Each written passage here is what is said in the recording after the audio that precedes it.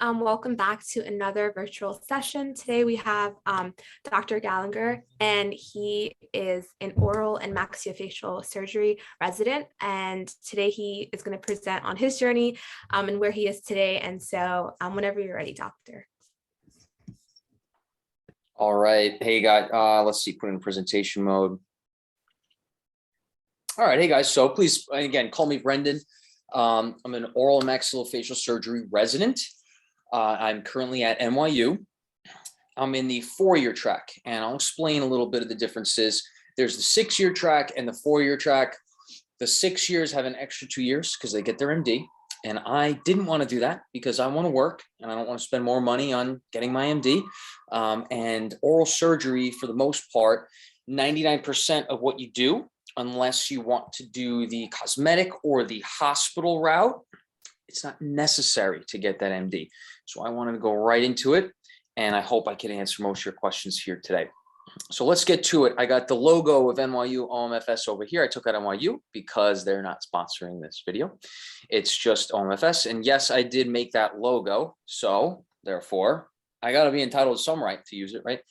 Top Professionals is our, I co-founded that company with my buddy Sean Czar. He's an orthodontics resident that contains Instagram pages in dentistry, such as Students of Dentistry, Elite Dentists, and Top Dental Practices. We also have law, we have physicians, medicine, we have veterinary medicine, among some others.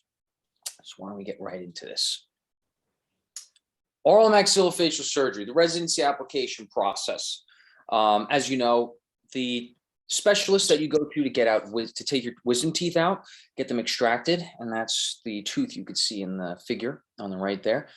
The specialist for wisdom teeth is oral maxillofacial surgeon. The oral surgeon typically does that. Some general dentists do, some periodontists do. That's one of an abundance of procedures that we do. Overview of this quick presentation, because I want to get right to the Q&A. Is right here. Let's hop on into it. So dental school specialty placement history. Dental schools typically repeat similar placement numbers year after year. For example, Harvard places a lot of dental students into specialties, not just oral surgery, all specialties. You know who else does that? Another Ivy League school. Columbia places a lot of dental students into specialties. Stony Brook, where I went, places a lot of students into specialties. We also place a lot into general dentistry. One of the reasons I chose Stony Brook was because of both of this. The students that go on to general dentistry, they are very trained clinically. They're very trained academically. We start off, the majority of our first year is with the medical school, all right? So therefore, looking at your school's recent specialty placement history can give you an idea of what results your year will likely have. This is only approximation, but this is what I went for, and it proved true. Class rank and GPA. Now, class ranking and GPA isn't everything. Programs, they do want to see you have a high class rank, and they want to see you have a high GPA, obviously, but you don't need to be #1 in your class, all right? This is very important to stress here. Again, strong GPA, different schools have different stats. There we go. The CBSE exam. So what is this? Most specialties don't require you to take a separate exam for you to match into their specialty. Oral surgery is different. You need to take the CBSE exam. It's called Comprehensive Basic Science Examination. It's out of 200 questions. Essentially it's a simplified version of the Step 1 medical board exam that medical students take. Okay, you schedule about 3 to 5 months out. It's only offered twice a year. That's very important. Okay, scheduling the exam closes about 1 month to 2 months out, so you need to schedule it early on. You need to schedule multiple months out. The most recent stat that I am aware of is that the limit of exam attempts you can take is 6. This is not something you can only take once. All right, you're allowed to take it multiple times. The examination layout is 200 questions, but it's divided up in 4 sections of 50. It's about 5.5 hours. On the right side, that's where you schedule and register for that examination. Letters of recommendation. You need to get letters of recommendation, 3 to 5. One of them needs to be the dean's letter. This is when you're applying into oral surgery. Okay. Most applicants do ask an oral surgeon to write their letter of recommendation. Makes sense. I had all except for one. I actually did have a periodontist write one of my letters of rec because he was I was very close to him. He was a mentor of mine through dental school. I did research with him. Dr. Romanos, he's fantastic. Great guy. He's a gentleman and very, very good friend of mine too. You know, a great mentor. So you don't need oral surgeons is the point of this. You can do others. Externships. What's an externship? It is not an internship. Right now, technically, because I'm in my first year of residency, I'm an intern. Externships or an externs, you do that during dental school. It's when you schedule 1 week to shadow an oral surgery program in person, right? You go there, you spend a week with them. Some programs have you spend 2 weeks, do a week. You spend, I did 1 week at Montefiore first, then I did 1 week here at NYU, and then I did 1 week at VCU. That was my externship trail. Magic number is 3. And I know this because, not because I did it, but because on my trail, I asked every program and residents at this program, what's a good typical number to get in externships when you apply to an oral surgery program? And they all said 3. You could do more. It looks good, right? But I would base it on your self-awareness on how your application looks. And we can go into that further later on. Extern at reach programs. Don't extern at safety programs. Go for the reach school, because if you make a mistake, they don't vibe with you. You didn't know if you were going to get an interview there anyway, so it's okay. If you think about this, if you extern at a safety school and you don't vibe so well with them and you don't get an interview there, you just messed up one of your chances to match to a program. All right, you schedule these with the program coordinators. Research, it's not required to apply to an oral surgery program. Some programs like it. Some programs don't really care. I would say the 4-year spot isn't as serious about finding applicants that have done research as is the 6-year. So on some 6-year programs like to see that you've done some research, you've done publications, and you're avid in the research space. Interviews. You'll get an email about what programs, and then you'll probably have a phone call with them. They'll schedule it up, and some interviews have multiple interviewing days to pick and stuff. My year interviews were virtual, which I knew would allow me to get to more interviews, which meant I was able to apply to more programs. If you understand that. In previous years, if interviews were all in person, some may conflict with each other. If they're virtual, you could technically make 2 things in 2 days. But if you're in Oklahoma and you have an interview in New York the next day, that's hard. All right, just keep in mind. End of January, that's when match day is. It's about a month after or more, month to a month and a half after your last interview. So a lot of applicants right now, if you're considering this year's cycle, they've just finished up most of or all of their interviews. And now they have just over a month to wait until match day. Match day is a day where you get an email from the, I don't even know what it's called, but the place, it's like the website, the portal that you apply to all the programs, and they say you've matched to here or you have not matched. All right. It's a big day, make or break day. This is my Instagram, guys. You can follow me there. You could DM me there, reach out, anything you want. Let me know. Any way I get help, let me know. And without further ado, this is my grandmother. She passed away about a year ago. Actually, it was a week after match day, and she did find out. She did get to find out that I matched NYU. She was very happy, and that was a very happy moment. This was from my white coat ceremony, and she was there. She was walking at this time, and still, as you could see, very lively. And so that was a special moment. Thought I'd share that. So let's go to Q&As, guys. I'll go back. Let's go right into the Q&A. Let's start it off. I want to be able to answer your questions. Could I just exit this? Doesn't matter. Let's open up the view so I can see everyone's face. Yeah, you can absolutely end the slideshow if you want. Yeah. Yeah. So yeah, let's hop right into it. The whole idea of the Q&A, I like to take the approach is that any questions you have, as far as mentoring, the programs itself, the process, how to go from dental school to it, how to go from undergrad into dental school, anything you want, let's go right into it. Awesome. Okay. So thank you, first of all, for like the amazing presentation. And that was wonderful. Also, my Wi-Fi is a little bad, not gonna lie. So I might have to turn off my camera at some point.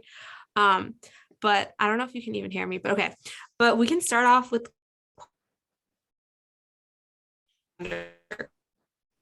our pre-dental students.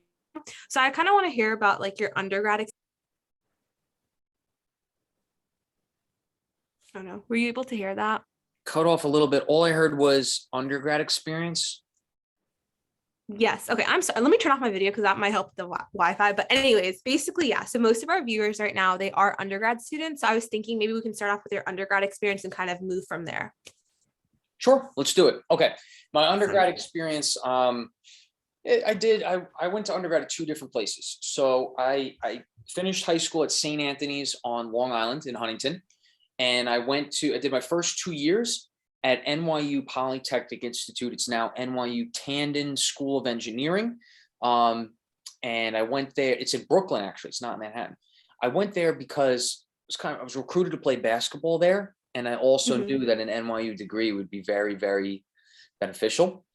I also like the thought of not really doing a pre-med or pre-dental major, because if you don't match, if you don't get accepted into a medical school or dental school, what are you going to do with that, right? Yeah. So I really wanted to apply my major into a career, a field that has jobs, and that's very important. That's probably what people should be thinking of when they apply to a college. How is the college going to benefit the rest of my life? Yeah, it's a good time. It's really important to experience this. It's also really important to think about what you want to do for a living, right? And what actually has jobs out there. Engineering is even tough. I could go into that anyway. So I did 2 years there, played on the basketball team and managed schoolwork, which was really important because I started to get the understanding of time management. Very important.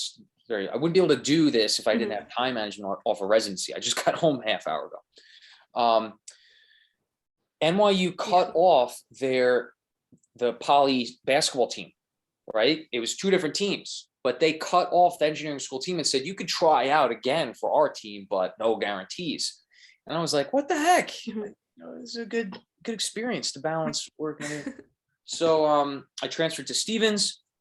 I was on the team for a year, decided I had a really good opportunity to do research with one of my close teachers that I was close with. And he was great. I was able to get research in undergrad. I started preparing to take the DAT. And that was the point I differentiated. I was like, okay, I'm not going to go for medical school. I'm going to go for dental.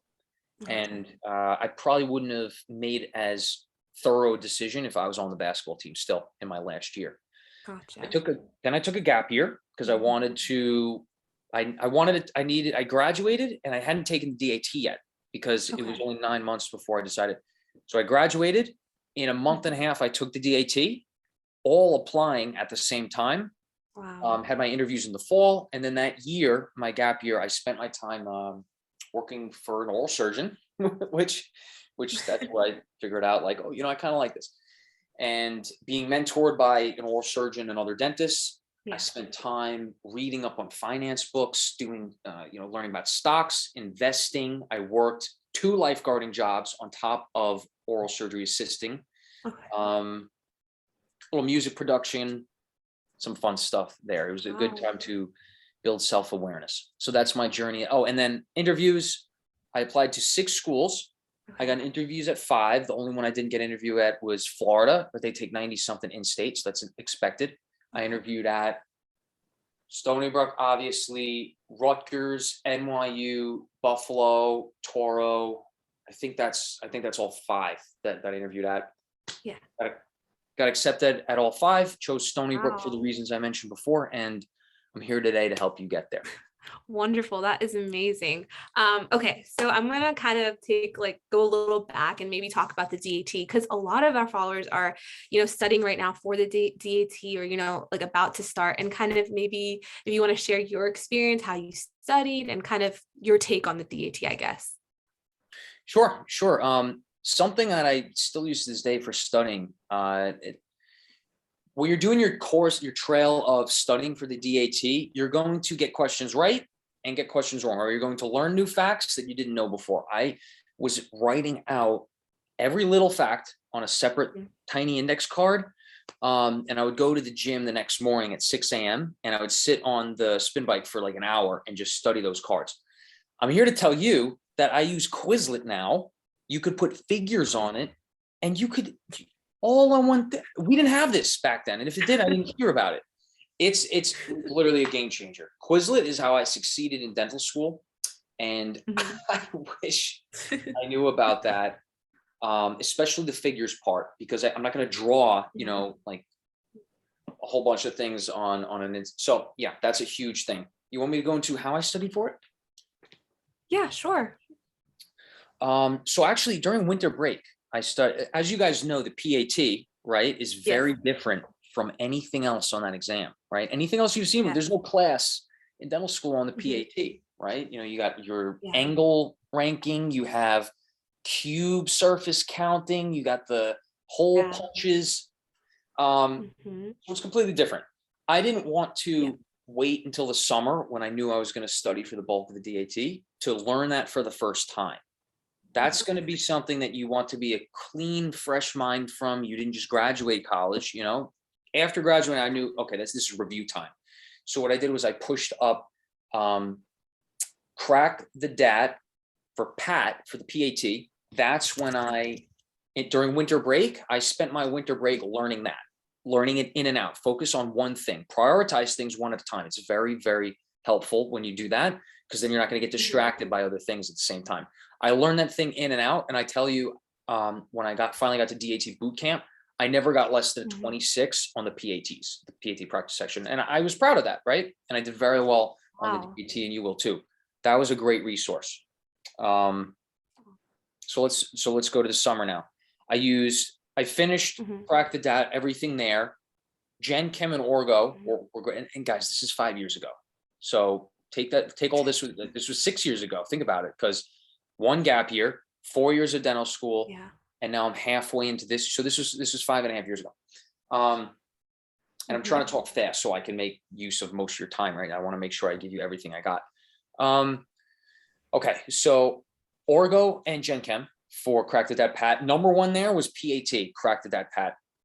Next, an AP Bio book is really good because they're going to really hit the high yield points, the key points in an AP Bio book. And you're going to need to learn a lot for bio in there. The next thing was DAT bootcamp to get practice exams in. They only had 5 at the time. I wish they had more. Do they have more now? More practice exams in DAT? What? Like full DAT practice exams? Yeah, they have 10 now. I'm 10. pretty sure when I took it, they had 10 practice exams. Yeah, they Whoa. definitely have more now. You guys should be getting 40s on this thing. That's big. That's big. So that allows you to actually start studying for that portion, like practice testing at an earlier time, right? That's really important. Good to do that. Let's see. Orgo. There's DAT Destroyer. That's a big one that I use. And there's one more I might be missing. Is there anything that would you guys want to throw it out there? Let me see if I remember it, or any other questions you have specifically on it? Oh, like QR, like quantitative reasoning, and then the reading comprehension. I think those are the other 2 sections. Those are the other 2 sections. Quantitative reasoning, yes. DAT Destroyer for that. Very big. Okay. Also math problems. There's definitely a resource that's out there right now where they go through those. It's QR was harder than I thought. That was one that kind of caught me by surprise. Don't sleep on that one. The reading portion, if it's still the same, oh my God, very easy. very easy. Like you finish that with time left, right? So I would literally go all in the basket on bio, quantitative reasoning, get a good PAT score. Spatial arrangement, believe it or not, is probably the most important thing for dentistry, right? And now I'm seeing it because you need to visualize a tooth.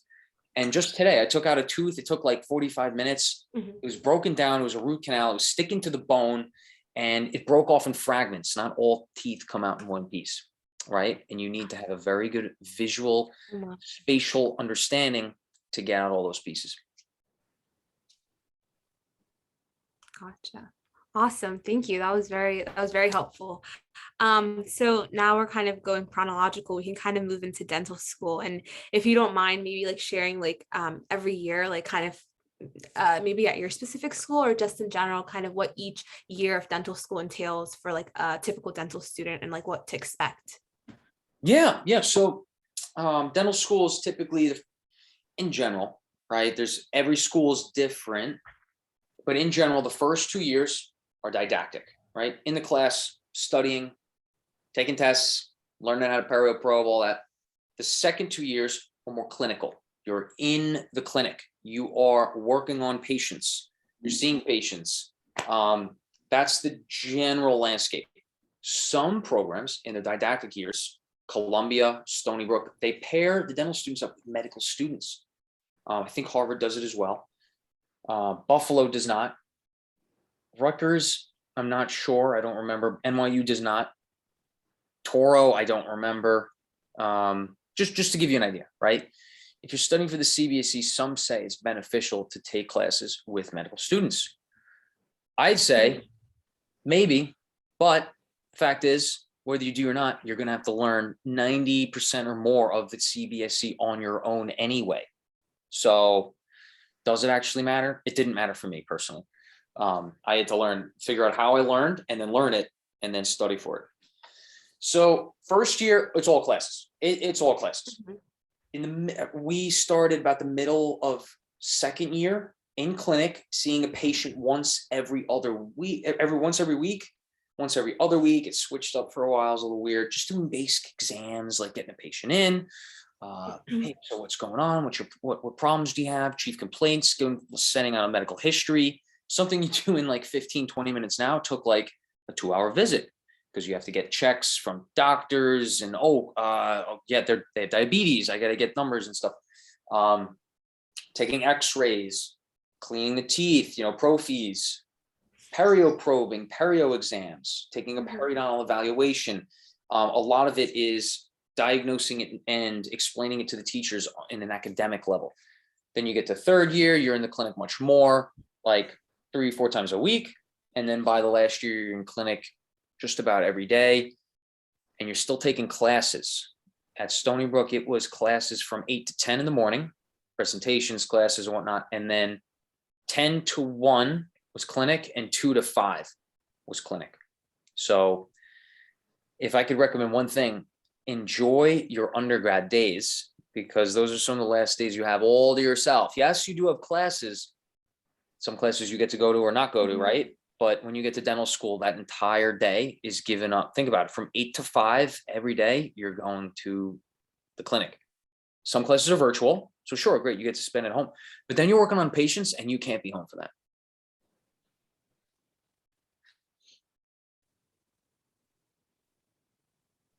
Awesome. Thank you so much. Now I was gonna like ask a question about kind of the specific like residency you chose and like what was like the main like contributor to like deciding like oral surgery for you?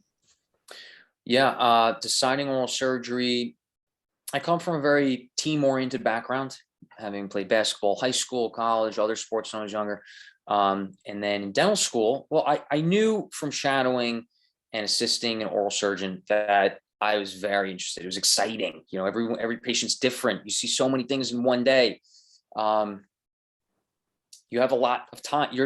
It's the best surgeon to be, in my opinion, because I've worked with, I was on anesthesia. I just finished 2 weeks ago, and I was doing full on anesthesia cases for other surgeons in the hospital. The oral surgeon, I think, has the most time the most control over their schedule, how much time you need to see patients and stuff, and the most time spent with family at the end of the day. I truly believe that you get to give your all to your family as well as give your all to your profession. What solidified it for me in dental, I knew I wanted to do it, but I was very open-minded to other specialties. What solidified it was externships, spending weeks at other programs, being a part of that team experience again, planning procedures. I mean, I was only assisting, but I was helping out everywhere I could. That really solidified it. And I wanted to be a part of that team, mentality, that team attitude once again. And here we are. Did you want me to go into programs like why I picked NYU and stuff? Yeah, if you could, that'd be awesome. Yes. Sure. I mean, well, let me start with when I say pick NYU, oh, come here, you little cutie. This is Nico, by the way. Oh. He just ate. He's feeling fat because he is. Got a fat little belly now. When I say pick NYU, I ranked it first and got here, but you don't know what programs rank you or how they rank you, right? So when I say pick NYU, I ranked it first and I got lucky. I'm very fortunate to have gone here, but I could have ranked to my 3rd spot, 5th spot, 15 spot, and that's still lucky, right? Where you match is the place for you. That's very important to remember, right? It's a privilege. I liked NYU because there's a lot of autonomy here. Want to go back? All right, little fatty, little cutie pie. There's a lot of autonomy here. A lot of programs, they have the attendings do the surgery. I wanted to be at a program where you learn from the attendings, but you also do a lot of the surgery. Some programs don't have that. And NYU has a lot of that, where they teach you early on in residency, and then you're doing a lot, like you're the boss later on, right? And when you get out, I think you want to be comfortable with being the boss. Yeah, for sure. Awesome. Okay, so my next question is with oral surgery, I know I'm familiar with some common with some common cases you would do, obviously wisdom tooth removal. Even when I had mine removed, it was done by an oral surgeon. But what are some other cases that people might not be familiar with that oral surgeons do, and kind of maybe pick one of your favorites and kind of, if you can, walk us through what a typical procedure would be with that case. Sure. So while oral surgeons do a lot of implants in private practice, some of what they call the bread and butter, like the typical oral surgery treatments, would be wisdom tooth removal. It would be sedations, right? Because there are only 2 dental specialists that can do full sedations, right? So not general anesthesia. You're not in the hospital setting. You're in a clinic setting. It's called max sedation, monitored anesthesia care, where the patient's taking a nap, in a twilight sleep. They're not fully asleep, but they're deep enough where they're not aware of what's going on at all. They're breathing on their own, etc. So that's really important, because some procedures it's good to go to sleep for, right? It makes it less traumatic for the patient. Implants, wisdom teeth, bone grafting, where you put bone particulates. Some people do block grafting in order to prepare for implants. For example, in the future, sinus lifts, where you take bone grafting and you go into the side of someone's maxilla, and where it's really thin, and then you, underneath the Schneiderian membrane, it's the membrane of the maxillary sinus, you push bone grafting material in there to push it upwards, in hopes that if it heals, the bone level thicker for example, an implant. What we don't do is dentures. We don't do crown preps. So those are other dentists. We don't do root canals and endodontists. In the OR, in the hospital setting, this is under general anesthesia. We don't do the anesthesia for these. We have a separate anesthesiologist do this. Osteotomies, for example, BSSO is where you split the mandible on one side or both sides, and then you either bring it forward in order to correct the profile. For example, retrognathia is when the jaw is sunken far back. So you want to bring it forward. So you split the jaw on either side, being very careful to not damage the nerve. And then you bring it forward, you slap some plates on either side, and you secure it in place. Okay.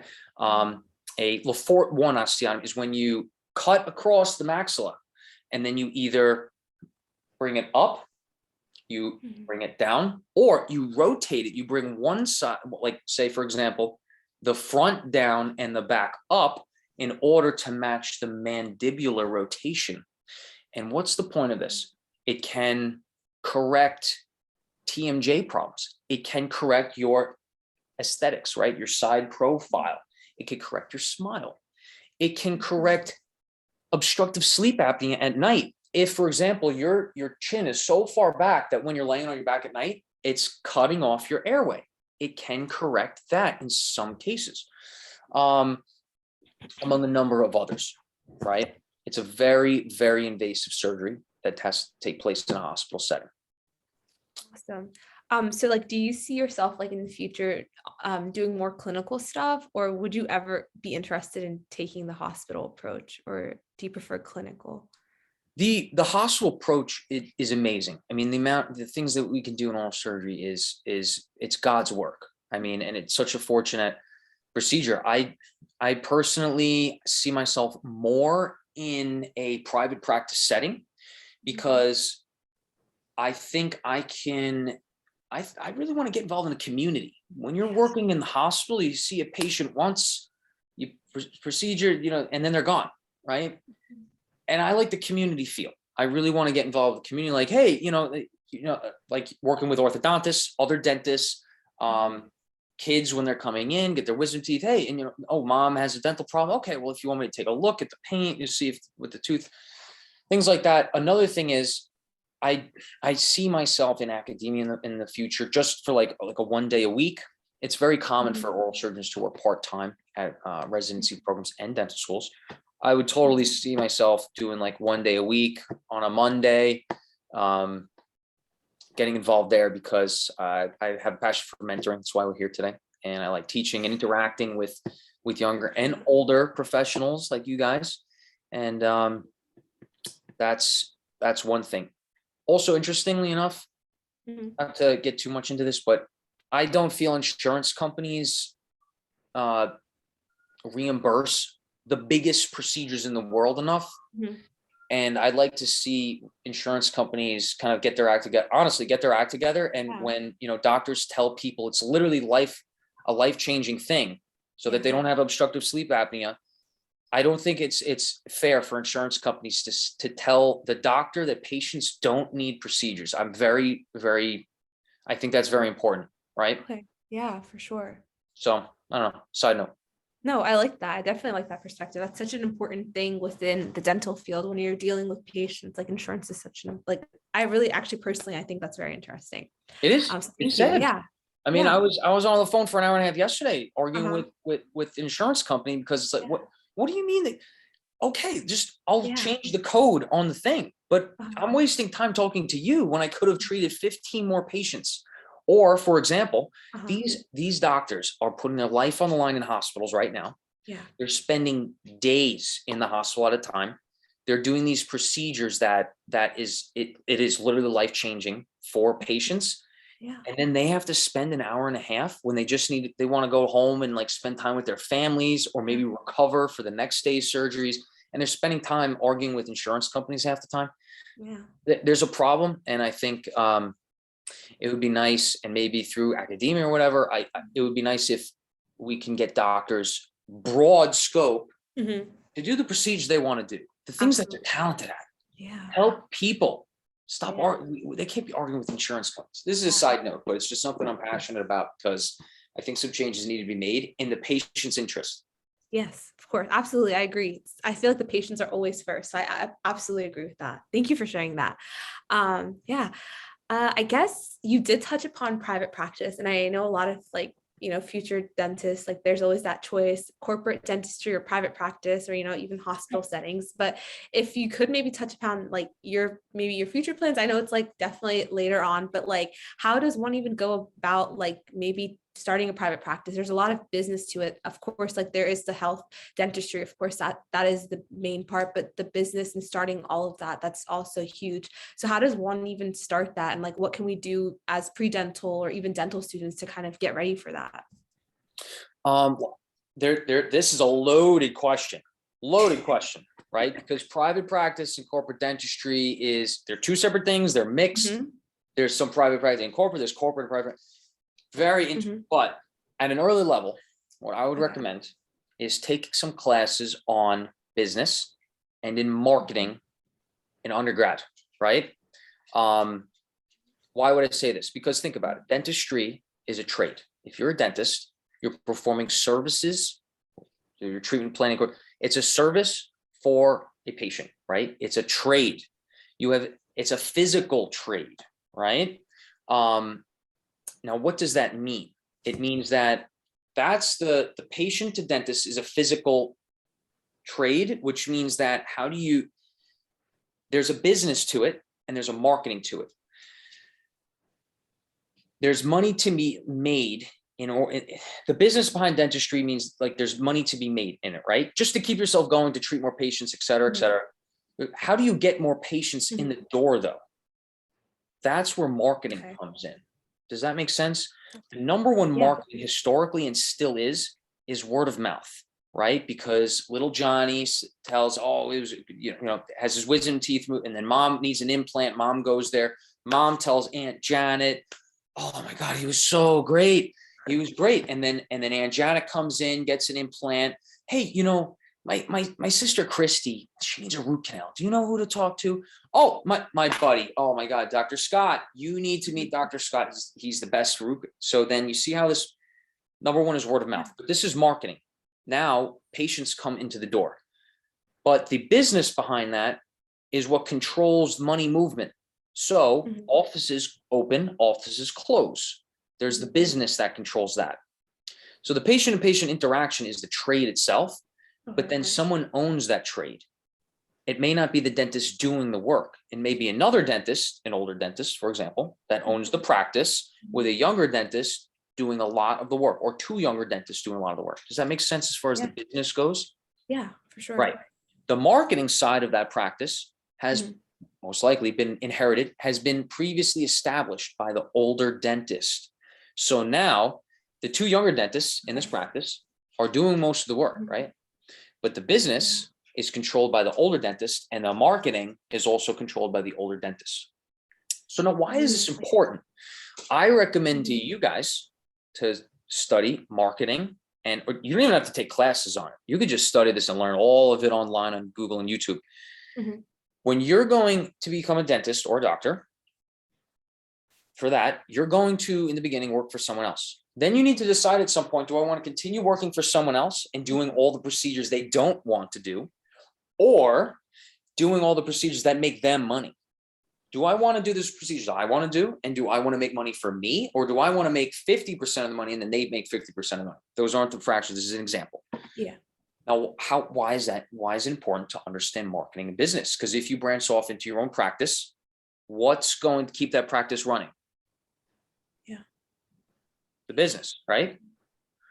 What's going to get patients in the door? The marketing. So this is just very generalized, but it's very important to understand that. Awesome. Does that help? Dentistry is notoriously, it follows medicine by about 20 years. Medicine is over. Medicine is all corporate now. Yeah. And this is a side note, but who decides what procedures patients get in medicine? Is it the doctor or is it the insurance company? I'm not sure. Is it the insurance company? A lot of times it's the insurance company. Okay. Who does the procedure though? The doctor. Yeah. Who gets the blame when things go wrong? The doctor. Oh my. The doctor. Yeah. Who does media tell you isn't doing the procedures? The media, social media, everywhere. Yeah. Is it the doctor? But who decides? The insurance company. Who pays politicians and media to keep the pressure on doctors? Interesting. The insurance company. Is it the insurance company? Yeah, I guess. Yeah. The question I'll leave for you. So where do most of these doctors do most of their procedures? The business, right? Who keeps their practice going? Hospitals, right? Right. So the procedures the business, the business is run by insurance companies, but the procedures take place in the hospital. Remember, I'm using medicine as an example for you to understand this. Yeah. The business is owned by insurance companies. the hospitals where the procedures are done that most doctors take place. I'm not talking about plastic surgeons or dermatologists, right? They're separate. Let's take majority of my. So who owns the marketing of most doctors in today's day and age? The hospital, right? I'm sure you've seen everything's being bought up by these major hospitals, right? These institutions, huge institutions, NYU Langone, Mount Sinai, Rutgers, Northwell on Long Island, LIJ. You've seen this everywhere you go, right, guys? So the marketing is owned by hospitals. The business is owned by insurance companies. And why is this important? Because they all take a piece of the doctor's money and they all take a control on telling the doctors what they're going to do. And why am I so passionate about this? As I'm sure you are too. This affects what patients get for treatment. Yeah. Who should be doing the treatment and deciding what's best for that patient?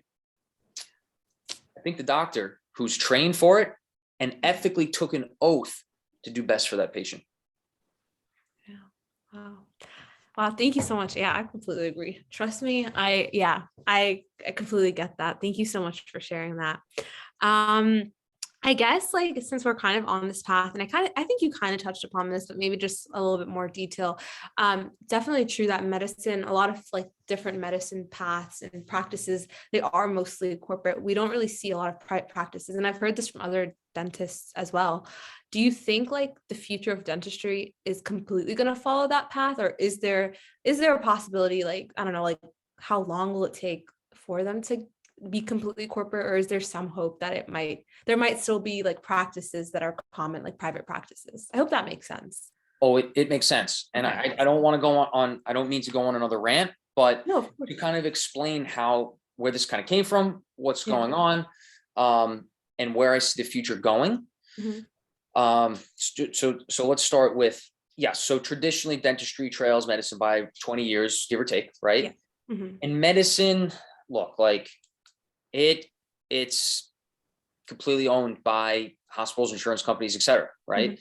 The majority of medicine, doctors don't own their practices as much anymore, right? And I'm not gonna lie, it makes me have a little worry that dentistry could be trailing that direction. And now, why would it?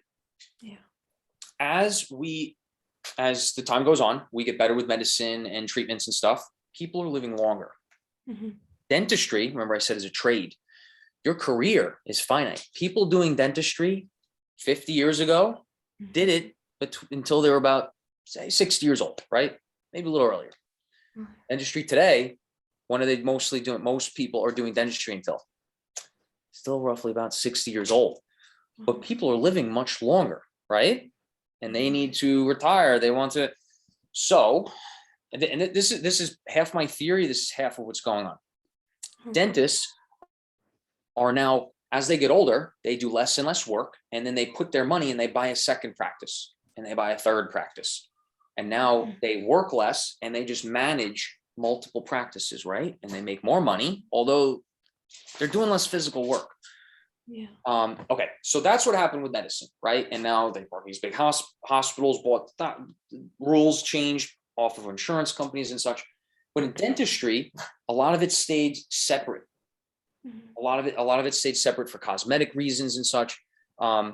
So why is this important? We are going in a corporate direction, but as you have one dentist up top making a chunk of the money off of this practice, and this practice, and patients are going to all of them,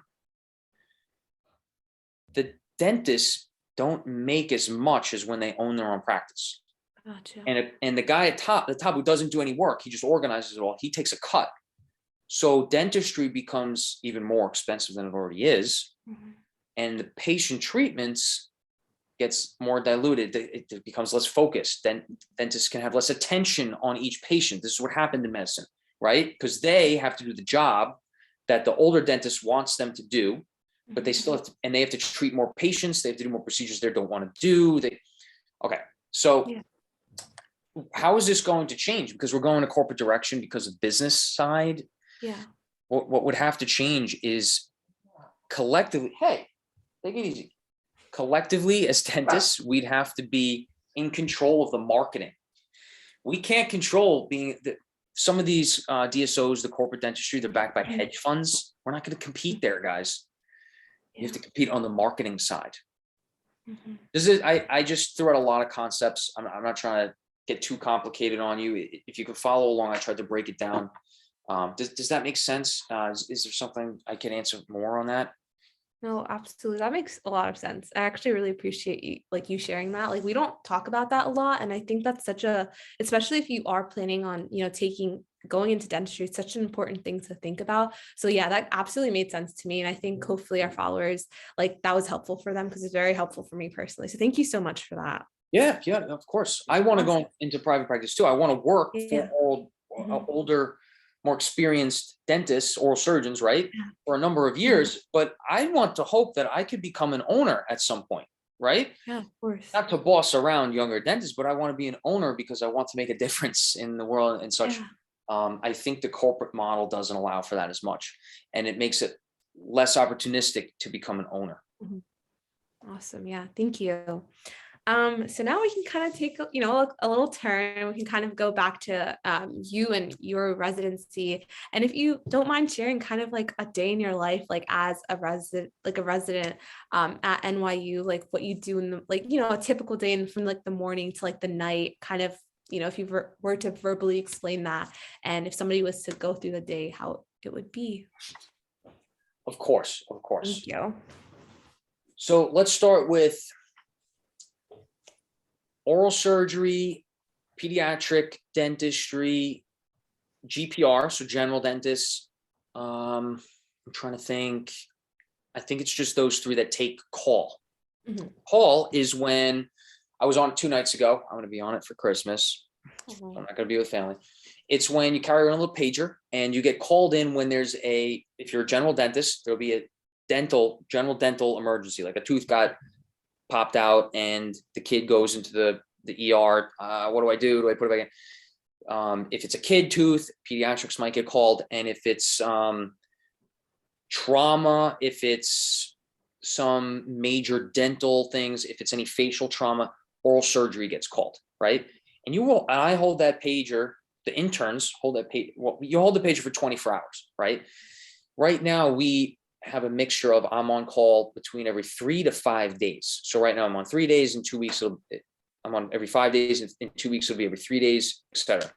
So that's something really important to keep in residence, because when you're carrying on a pager all day and you're in the middle of seeing 3 to 5 patients all at once in between different rooms, and then you get a call while you're telling Mrs. Rosanna that her daughter needs to go back to her orthodontist to get more teeth pulled, it gets very busy. Yeah. So also oral surgery, I told you, you have hospital patients, and then during the day in the clinic side, there's the hospital patients that are in the hospital. Then you have the clinic patients that are getting a couple teeth removed, bone grafting, implants, wisdom teeth under sedation. That's a clinic. That's an outpatient. You have inpatient in the hospital. Outpatient is the clinic in oral surgery out, right? So you're an outpatient all day. At the beginning of the day, though, you need to what's called rounding on your inpatients at the hospital. You go to see how they're doing. Has their condition changed? How are they feeling? Do they have any important lab values that you need to? Has their potassium gone down? Right? Things like that. You do that in the beginning, way early. It could be as early as 5 o'clock. You round on a couple patients, and then you go and set up the OR as an intern for the chief residents, chief and senior residents. Set up the OR for them, get them the gloves, set up the table, make sure the patients are ready. Are the consent forms in? Did they get COVID testing? So now that's from like 7 to 9, right? 5 to 7, you round on the patients. 7 to 9, set up the ORs for them. 9 until 4 to 5, you're in clinic all day. You might not get lunch. I didn't get lunch today. At 5 o'clock, 4 to 5 o'clock clinic ends. What are you going to do? You have to round on those patients again. All the patients that are still in the hospital from days prior, and the patients that are still in the hospital from the procedures today. That could take anywhere from 15 minutes to hour and a half. See how they're doing. Then if the chief residents, senior residents, they go home. Interns, now they have to do paperwork to prepare for the surgeries the next day. You have to do COVID testing because it may not come back. You have to do that a few days in advance. So now you call the patients for COVID testing that are getting procedures in 3 to 5 days. Yeah. You're doing all that paperwork. You're planning all that for them. And that's why I got home at 7:30. That could be an early night, by the way, on some nights. And if you're on call, you might not get home at all. Wow, it's very intense. Oh my gosh, that just really puts it into perspective. Not gonna lie, that's very intense. Oh my gosh, I literally complain about walking to class, so I really commend that. I'm sorry, that was so. Yeah, that's wonderful. So given all of that and like just stressful situations, I guess like I personally am a really big like mental health advocate.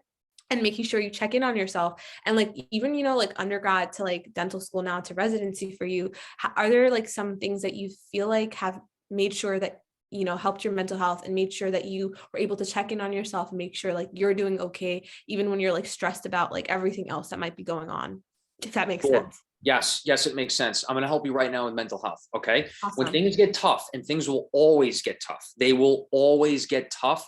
Mhm. Things will be tougher in the future. Every tough experience is a learning experience for you to see how you handled it. What was actually prioritized in this situation? How did you prioritize it? Okay. There's going to be a million things going on at once. You're going to get really stressed. You need to break that down into separate things. Write it on a list. I use To Do. It's an app by Microsoft. It's a to-do list and a calendar. So you could prioritize everything and then set it to specific dates you need to get it done by. And it synchronizes between all your devices. Why is that important? You prioritize everything you need to get done. Do the things that need to get done now. The things that need to get done today, later. Then the things that need to get done tomorrow, the next day in the month, right? Push them off to tomorrow, right? You need to prioritize. Now you just filtered out 75% of your things. Focus on the 3 things you need to do today. And don't forget about yourself. The last tip for this is prioritize. Take action. You need to knock off the things that are causing you stress today. Then you need to keep the things to yourself. Some people like to play the piano. Play the piano for a half hour. Yes, do it. Some people like to eat a lot.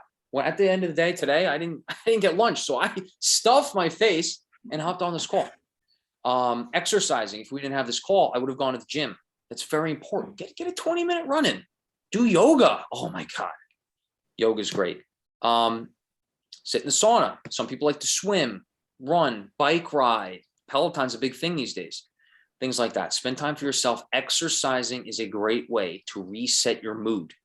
If you just organized and prioritized your stressors, you took action on a few of them, took a break to change your mood with exercise, and then knocked off the last 1, 2 to 3 things afterwards, I can guarantee you by tomorrow, you will have restructured your entire outlook on your week.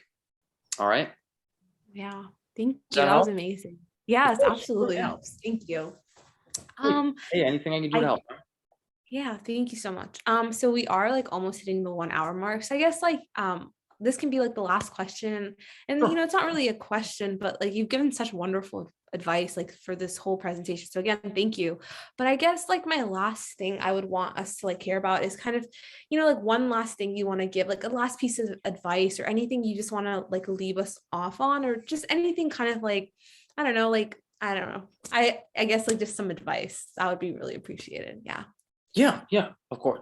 Okay, I got 2 more minutes. Let me finish Okay. with something profound. Remember that everything we do, every day we get is very fortunate, right? And I start off the presentation showing a picture of my grandmother, and it really puts life into perspective. Every day we see patients that may have a tumor. That tumor may be benign. It may be malignant. My grandmother had it was breast cancer in 2001. It went away, and it came back in 2016 as lung cancer. Okay, so from the get-go, she was on the clock. We're all on the clock. You don't know how long that clock's going to go, and some people don't get a second chance like my grandmother did. The point of what I'm saying is, no matter what you want to do, you can do it. You need to take the action. Like I mentioned before, you need to take the action and prioritize steps to getting there. If it is oral surgery, you may be told you can't do oral surgery, but if you want to do it, you need to take the action to get there. All right. Talk to mentors. Mentors are also a big stress because they put things into the bigger picture. Follow the footsteps of your mentors. and you don't have to do everything. Do what you like, right? Another big thing, and I'll end it on this. A lot of times in undergrad, you'll find there's a lot of stuff to do. Everyone's like not sharing help, not sharing, studying together and stuff. You want to get into dental school, you wanted to get into oral surgery, orthodontics, very competitive fields, type A people, go, me. I want to do it. Of course you do. But be a team player. And no matter what, always do the best you can without changing your personality. Because at the end of the day, what I found out on my interview trail, the number one thing, people understand if you're a good person. Be a good person always. Work with others. Work hard for yourself. Work hard to be in a team atmosphere. I mentioned a whole bunch of topics. I'm kind of bouncing around here, but the whole point is that make sure when you try hard to accomplish your goals, be yourself at the beginning and the end of the day. Don't try to be someone else, and don't try to be consumed in the stress. Wow. Thank you so much. That was so inspirational. Personally, oh my gosh, thank you so much. I hope it helps, Yeah, no, it truly helps, because a lot of times we get like caught up in like the moment, especially, it is so competitive, and it's just going to get more competitive. But I completely agree. Like, it's so important to like stay true to yourself and all of that. So thank you so much for sharing that. And I guarantee you, like, people found that very helpful. So thank you so much. So yeah, we have hit the hour mark, and I guess I can conclude now. And thank you so much, Dr. Gallagher, for like giving up your time. Like, I know you had such a busy day. You didn't even have lunch. So thank you so much for joining us. It's like so appreciated. Like, I thank you so much. That's all I can say. And yeah, thank you everyone for watching. We'll have the quiz up shortly. So make sure to click the link in our in our Instagram bio. So yeah, thank you so much. Thank you guys. Thank you guys for having me. Really, I know that, this means a lot to me too. All right. I appreciate you for listening to me today, and you guys will all do it. If there's anything else I can answer personally, DM me on Instagram. I do respond to everything on Instagram except for spam, but anything I can do to help, please let me know. All right, guys. Of course. Thank you so much.